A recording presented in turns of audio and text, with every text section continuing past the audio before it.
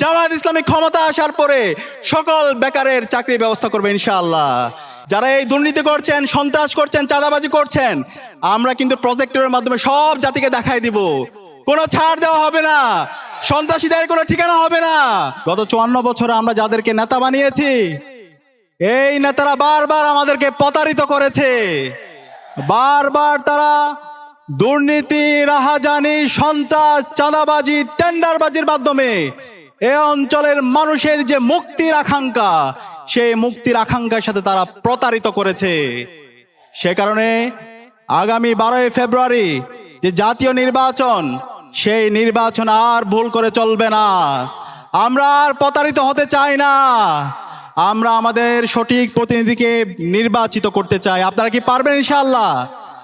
আগামীর যে নির্বাচন, সেই নির্বাচনে আমাদেরকে 2টা ভোট দিতে হবে, সবাই জানেন তো।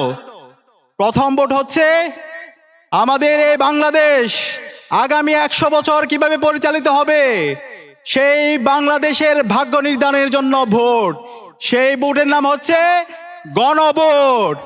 সেই গণভোটে আমাদের হাকে বিজয় করতে হবে। আমরা কি পারবো? হা মানে বাংলাদেশ, সবাই একসাথে বলেন, হা মানে বাংলাদেশ, হা মানে বাংলাদেশ, হা মানে ইনসাফ, হা মানে ভারতীয় আধিপত্যবাদের বিরুদ্ধে সংগ্রাম, হা মানে শহীদ উসমান হাদির হত্যার বিচার, হা মানে বাংলাদেশে বিগত সময়ে যেই ফেসিবাদী কাঠামো ছিল, সেই ফেসিবাদী কাঠামোকে ভেঙে নতুন রাজনৈতিক সংস্কৃতি বিনির্মাণ করা, হা মানে এই পুরান ঢাকার মধ্যে গত 54 বছরে যেই চাঁদাবাজি, টেন্ডারবাজি, রাহাজানি তৈরি হয়েছে, সেই সিন্ডিকেটকে সমূলে উৎপাটন করা। আমরা বাংলাদেশের রাজনৈতিক দলগুলোকে আহ্বান করব, আপনারা নির্বাচনে যেই নির্বাচন করেন, এই হায়ের পক্ষে আপনাদেরকে অবস্থান নিতে হবে।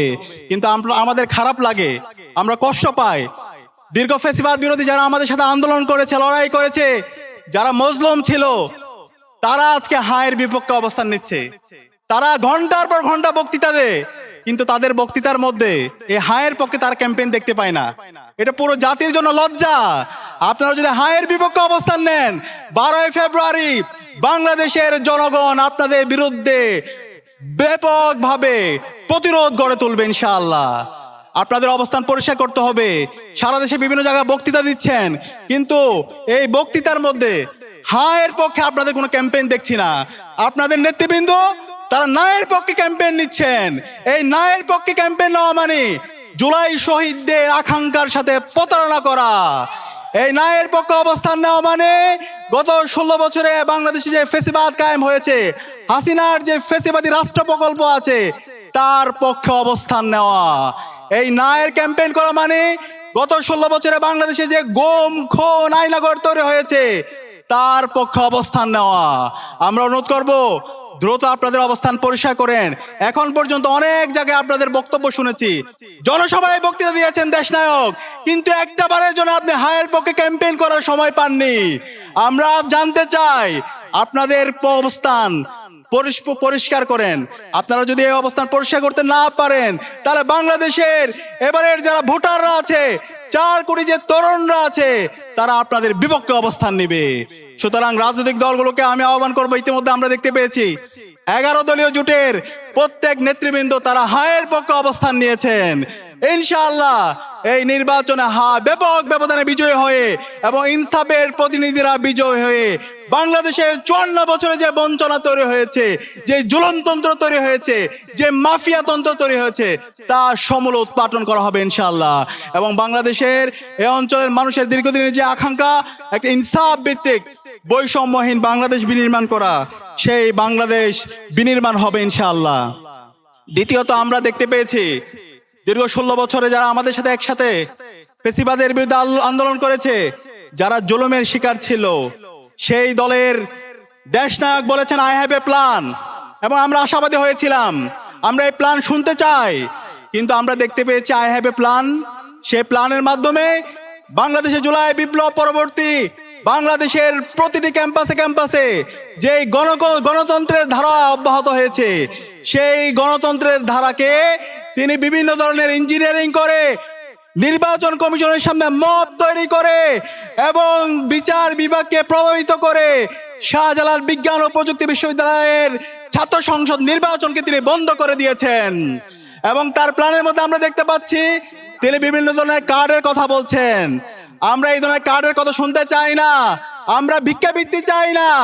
আমরা চাই যুবকরা তারা তাদের দক্ষতার মাধ্যমে, তাদের কাজ, তাদের এমপ্লয়মেন্ট তৈরি করার মাধ্যমে যারা বাংলাদেশের আগামী দিনের যারা রাষ্ট্রনায়ক হবেন তারা তাদের অবস্থান পরিষ্কার করবেন। তো আমরা আশা করব আগামীর বাংলাদেশে ইনসাফের যারা প্রতিনিধি আছে সেই ইনসাফের প্রতিনিধিদেরকে বাংলাদেশের মুক্তিকামী ছাত্র জনতা তাদের পক্ষে অবস্থান নেবেন ইনশাআল্লাহ। একই সাথে আমরা বলতে চাই এই পুরান ঢাকায় আমরা দেখতে পেয়েছি পাথর দিয়ে এই অঞ্চলের মানুষদেরকে হত্যা করতে আমরা দেখেছি। দীর্ঘদিন ধরে চাঁদাবাজি, সন্ত্রাস, টেন্ডারবাজির মাধ্যমে এখানকার মানুষের উপর নির্যাতন নিষ্পেষণ করতে দেখেছি।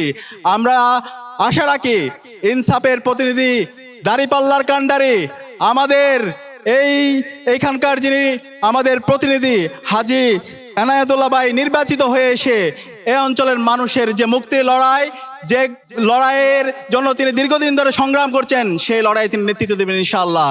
আমরা আশা রাখছি আমাদের 11 দলীয় জোটের যে প্রার্থীরা আছে তারা তাদের কথা এবং কাজের মাধ্যমে জুলাই বিপ্লব পরবর্তী 1.5 বছর জুড়ে তারা দেখিয়েছেন কিভাবে মানুষের জন্য, মানুষের মুক্তির জন্য কাজ করতে হয়, কিভাবে ইনসাফ কায়েম করতে হয়, কিভাবে সমাজের জুলুমতন্ত্রকে ভেঙে দিতে হয়। ইতিমধ্যে আমরা দেখতে পেয়েছি তারুণ্যকে নিয়ে তাদের ভাবনা কি, রাষ্ট্র নিয়ে তাদের ভাবনা কি, সমাজের ইনসাফ কায়েম করার জন্য তাদের ভাবনা কি, সেটা তারা পরিষ্কার করেছেন।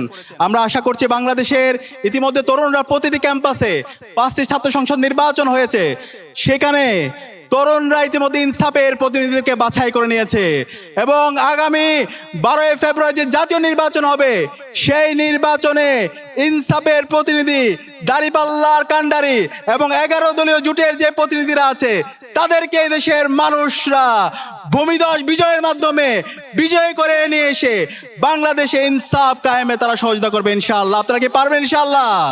এবং ইতিমধ্যে তরুণরা সিদ্ধান্ত নিয়েছে তারুণ্যের প্রথম ভোট দাঁড়িপাল্লার পক্ষে হোক, তারুণ্যের প্রথম ভোট দাঁড়িপাল্লার পক্ষে হোক, তারুণ্যের প্রথম ভোট দাঁড়িপাল্লার পক্ষে হোক ইনশাআল্লাহ।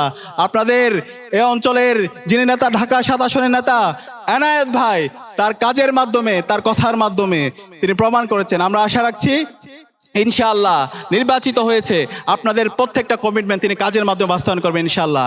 একই সাথে আমরা বলতে চাই যারা এখনো চাঁদাবাজি করছেন, যারা এখনো সন্ত্রাস কায়েম করছেন, যারা এখনো বিভিন্ন ধরনের হুমকি দিচ্ছেন, আপনাদের এই রাজনীতি বাংলাদেশে আর চলবে না।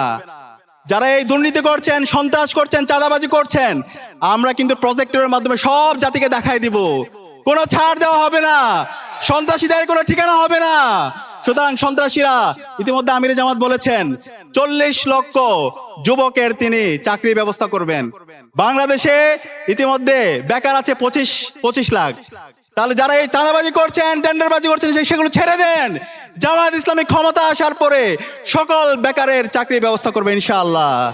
এই চাকরি, এই চাঁদাবাজি, টেন্ডারবাজি, এই জুলুম করে মানুষের থেকে বদদুয়া নেবেন না।